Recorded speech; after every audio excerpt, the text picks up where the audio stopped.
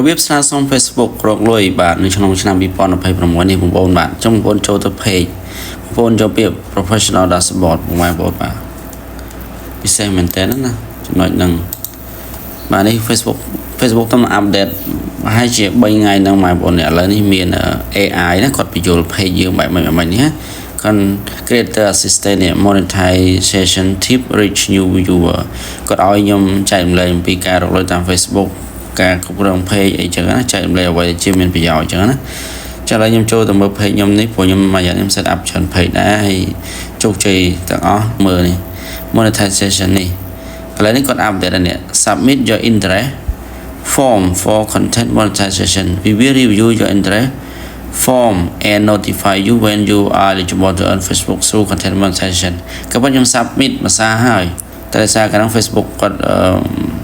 អត់ទាន់បើកអញ្ចឹងឥឡូវគាត់ update ទៀតអញ្ចឹងបងប្អូនចុចលើហ្នឹងមក what type of creator are you លែជា creator បែបម៉េច creator យើងចែករំលែកបែបម៉េចអញ្ចឹងណា digital creator អញ្ចឹងទៅយើងរើសមកជាស្អីខ្ញុំដាក់ថា digital creator ខ្ញុំចែករំលែកទូទៅណា what's your preferred format of content production អានេះខ្ញុំ update ដែរនេះតើប្រភេទអ្វីដែលជា format ទំហំបែបម៉េចមេតិការបស់អ្នកដែលអ្នកផលិតចេញនេះ real មកនេះដល់ប្រភេទផលិតផលដែលយើង submit ចេញអញ្ចឹងណាបើក្នុងរោងចក្រផលិតផលតែបើក្នុង Facebook វាមាន real ព្រោះថា page វា online វា social media មានវីដេអូរូបភាពអក្សរហ្នឹងហើយតែក្នុង Facebook គាត់វីដេអូបែងចែកជាពីរ real ហ្នឹងវាមានវែងមានខ្លីអញ្ចឹងណាមាន photo tag story ហ្នឹងខ្ញុំតែងតែផុសទៅពេញដាន why are you interested in this program I really love តើអ្នកហេតុអ្វីអ្នកអាចចូលចិត្តកម្មវិធីហ្នឹង share នៅអានេះរបៀបស្នើសុំ Facebook យកលុយណា content to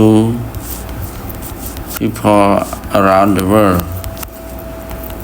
នេះខ្ញុំចង់ចែកលេខទៅអ្នកដឹងណាពួកគាត់ទៅពិភពលោកអញ្ចឹងទៅ share an account on another platform អានេះ optional ឡើងបង optional ឡើងបាច់ចុចនេះមកហើយគេឲ្យយើង share account ហ្នឹងទៅកាន់ platform ដទៃទៀតអញ្ចឹងណា share ហ្នឹងតែយើងមិនបាច់ទេ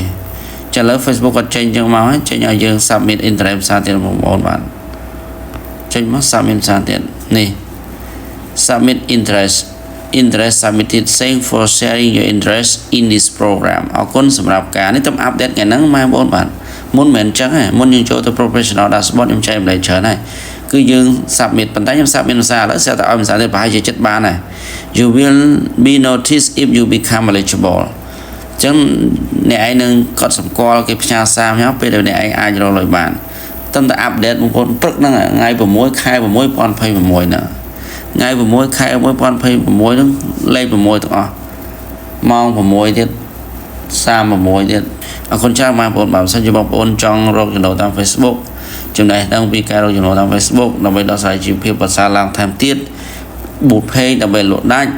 គឺបងអាចជួយបងប្អូនបានអរគុណច្រើនបាទ